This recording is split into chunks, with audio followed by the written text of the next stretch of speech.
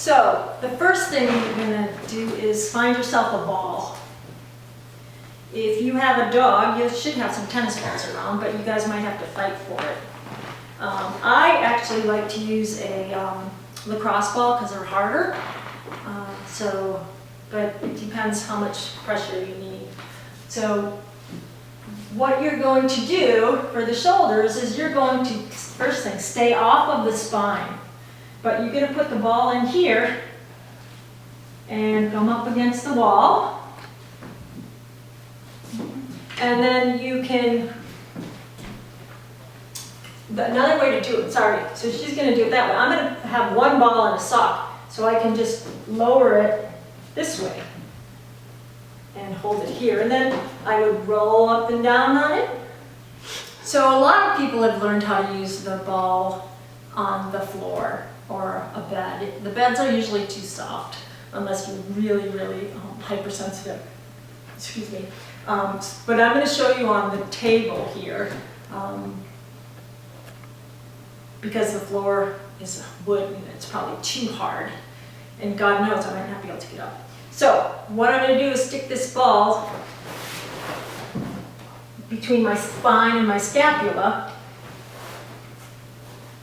which is always tricky getting there, okay? And then I get it where it feels good.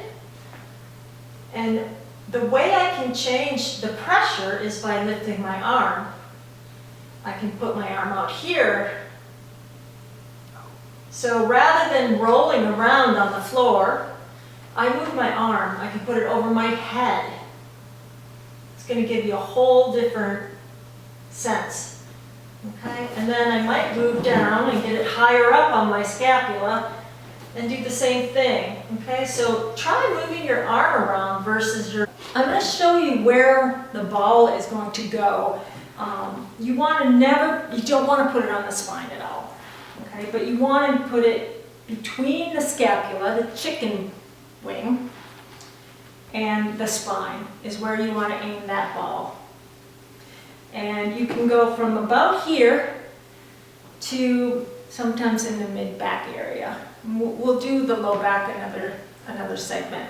Okay, so thank you. Now I'm going to show you on the table. I suggest trying it if you had a carpeting or a rug to lie on. That's usually a good place to start. If that is too much, get yourself, you can try it on your bed, but sometimes that's too soft and you don't have enough counterforce. You can use different kinds of balls. There's something called pinky balls, and they're the pink balls that you get at CVS. You could steal a ball from your dog, but then you're going to be fighting with that dog for your balls all the time. A tennis ball will work. They're harder to use up against the wall because they are slippery. And this is a lacrosse ball. Okay, so that's nice and hard. I'm going to use my table. Typically, I would use the floor. Getting a ball into position isn't always the easiest. But what I'm going to do, I'm going to lie down. So now I have it up nice and high. And at first I would take just a couple deep breaths into it. And where you want to put it is where it feels good. Okay? And the amount of pressure that you have, you should be able to lie on it for 2 minutes without, kind of grimacing, but you're not going to lie on it for 2 minutes. But it should be gentle enough that you could. So now I have it in a good position, and I might take a few deep breaths and relax into it. And eventually the discomfort or the good pain or the intense pain dissipates a bit. So then you might take your arm and move it out to the side, and you're going to get the muscles at a different angle. You can move it up a little bit, and I like to move it over my head also. Those all give you different places, different experiences of the pressure, static pressure. Sometimes I'll even move my legs to one side.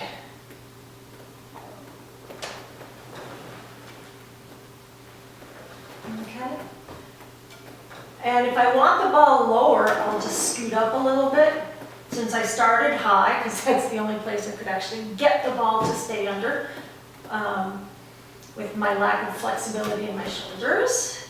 And I might move a little bit so that the ball is closer to my scapula. Okay? So I could lie here for a long time, but it might be boring for you to watch. So let me get up now. Okay. So we're back to the wall, and in this particular self-massage technique, you're going to take your balls and put them in a sock.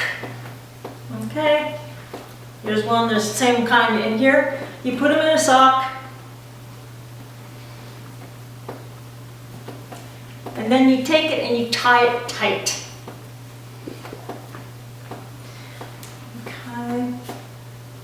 I like to leave a loop in it so I can get the ball out easy enough.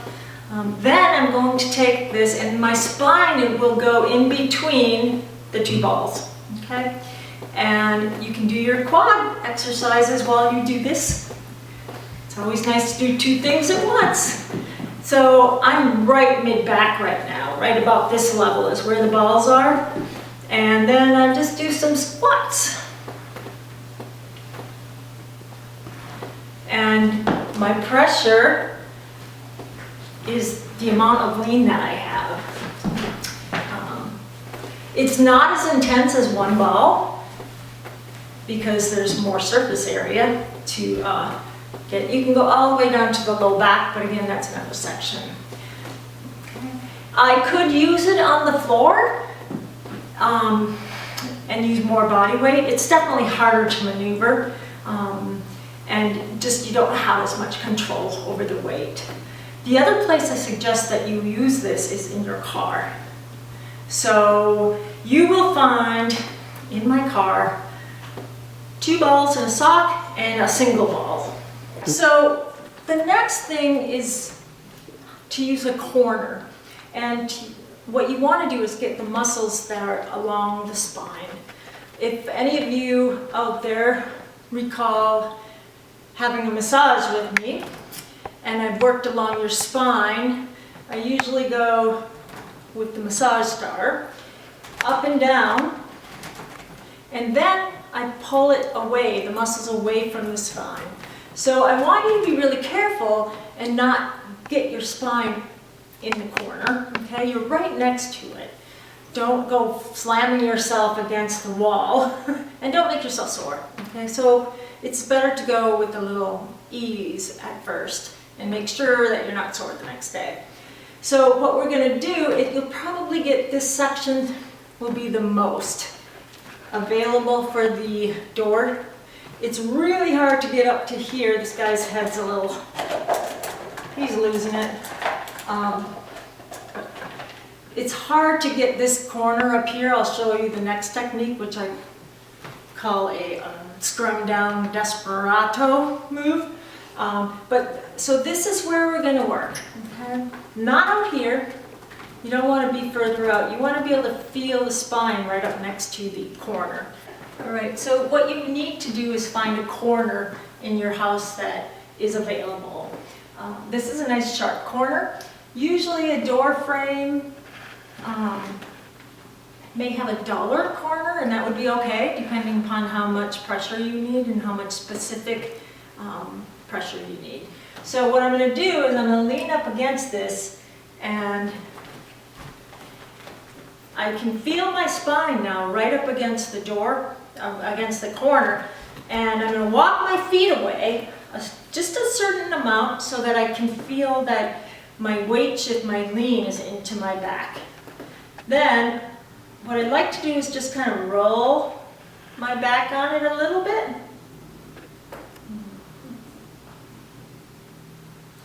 And if I find a place that feels a little tighter than the rest, then I might do a pressure move. So I'm moving the skin. I'm taking over my muscle. I'm not gliding anymore. Okay? So if I can show you maybe this way, this is a gliding move. My skin is moving over the corner, and this is a pressure move. So here the skin stays in the same place on the edge.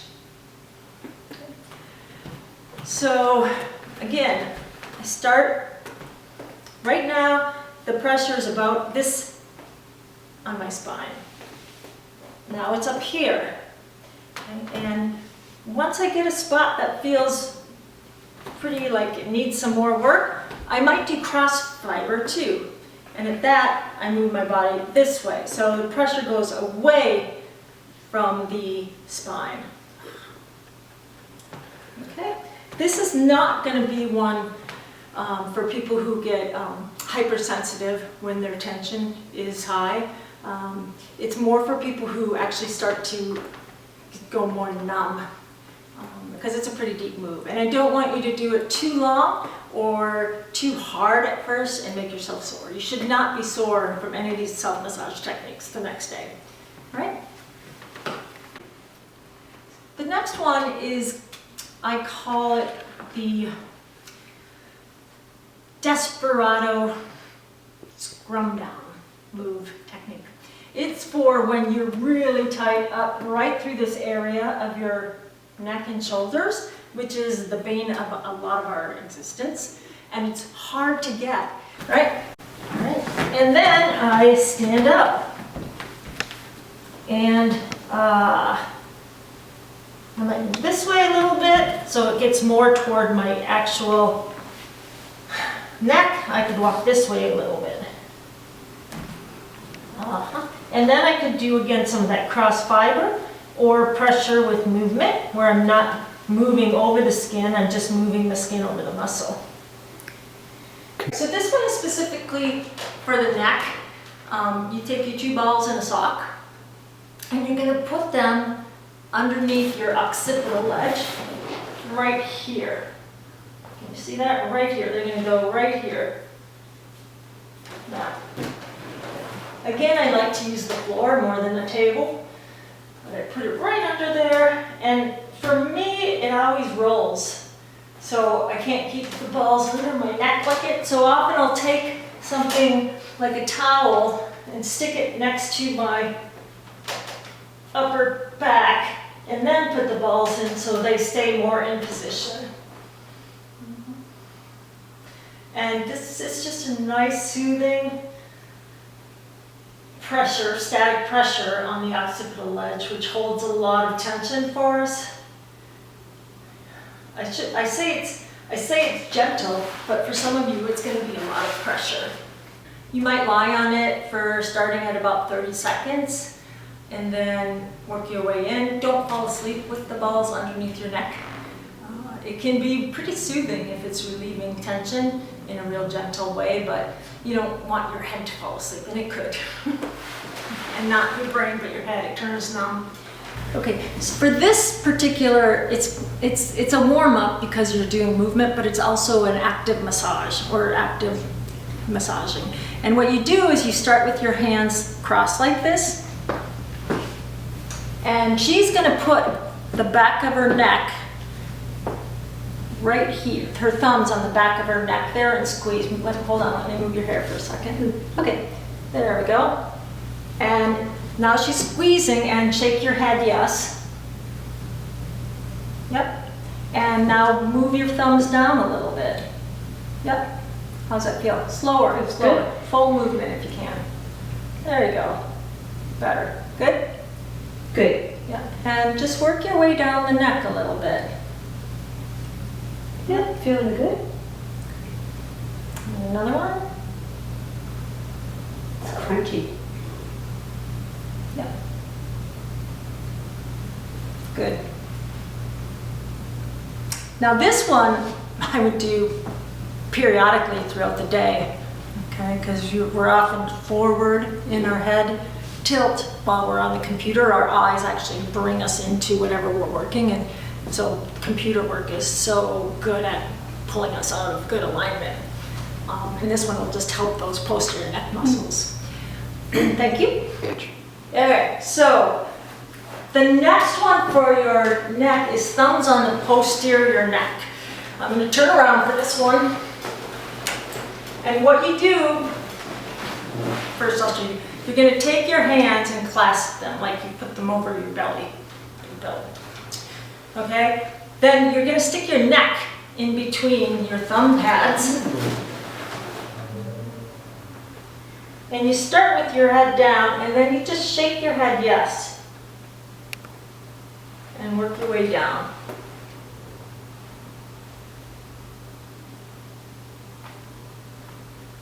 Okay. So your pressure is on each side of the spine. In that one, you're using your thumbs for pressure, but your head, the motion of your head is giving you the massage portion of it, the active movement. And then the final, oh, no, we got two more. And the next one is the thumb pad on the side of the neck. You could use a little bit of lotion for this one, or you can do it dry. I like to use the lotion more often because it's actually, you get deeper when you have some glide to it. So you're going to go, this is the SCM right here. Right here. It's the big muscle in the front. Right there. We're working just behind it on the scalenes. So on that one, start up just underneath, behind your ear, and there's a bony protuberance here. And you're going to start there and just move your head side to side as you work, as your thumb works its way down. Okay.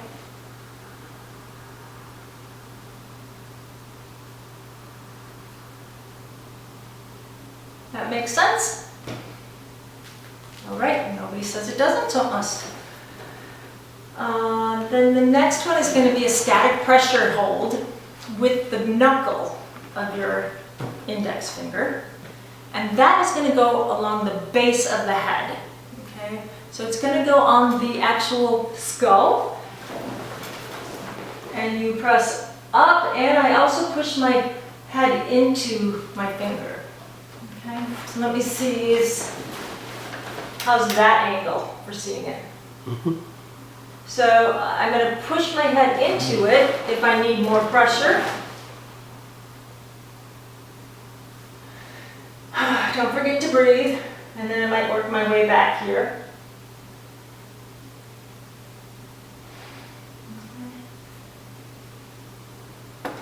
If the knuckle is too intense for you, you can use your thumb pad and just push in with your thumb pad, although I'm trying to save your thumbs from having to work very hard just because you're using every finger all the time.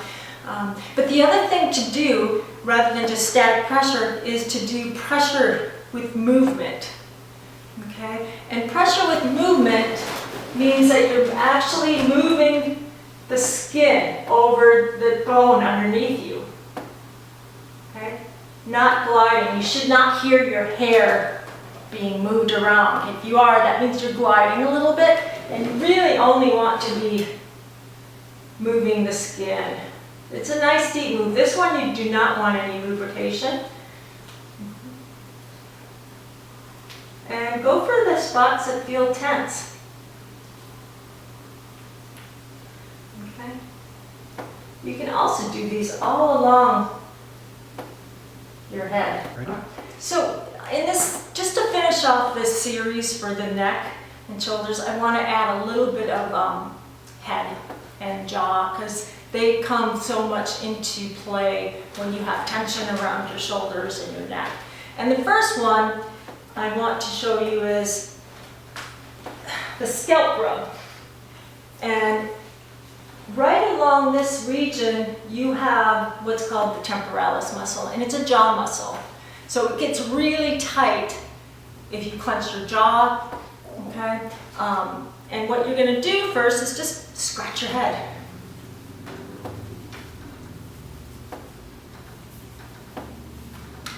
And then use the back of your nails to move up and down. Okay, this time you're gliding, you should hear your hair moving around.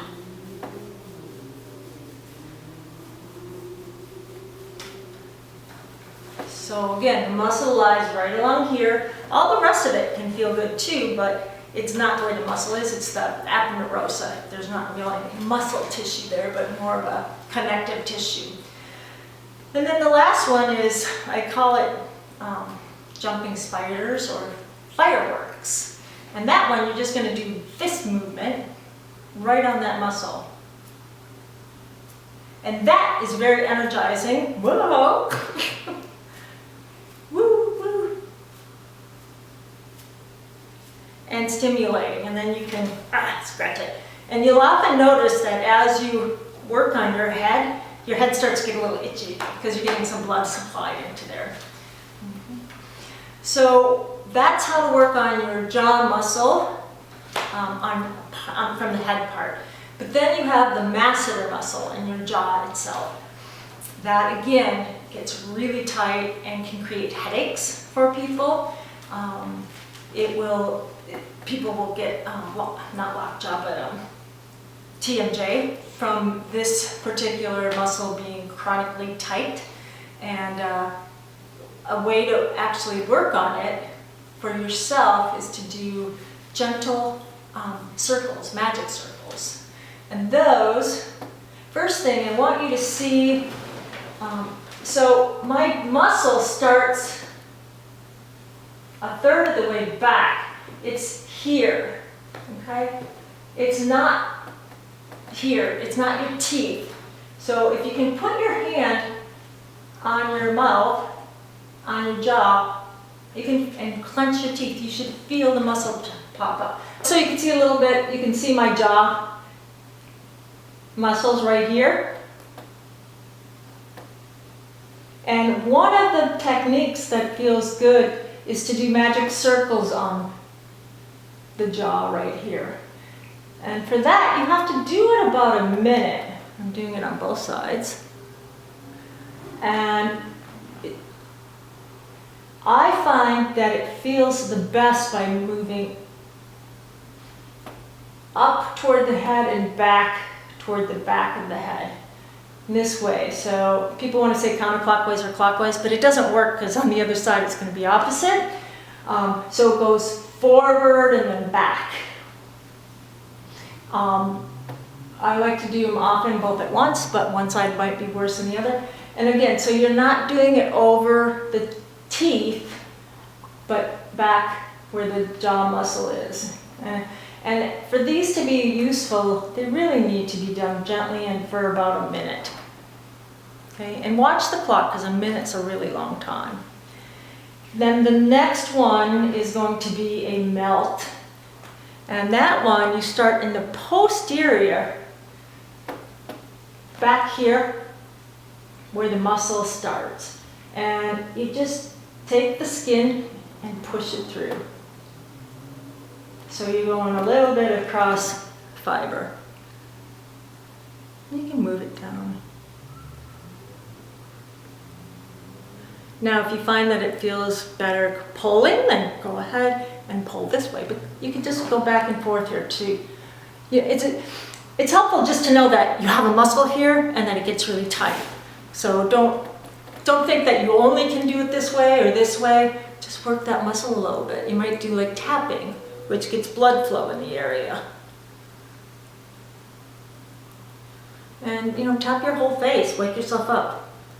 I'd close my eyes though so you don't poke them. And I think that concludes this section.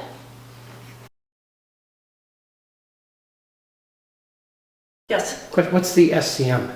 The sternocleidomastoid muscle. It's this muscle right here. It's a big one. It was on the tip of my tongue. Yeah, it was. No, it's actually just behind your tongue. So, staying again off of the bony parts. I lost my ball. All right, get down lower. The cameraman is now gone. He's laughing, but he can't make noise. Okay, I got it. I got it. All right. All right. Ball secure. We've lost him. All right. Get it. Hey, so balls on the wall for that one, okay?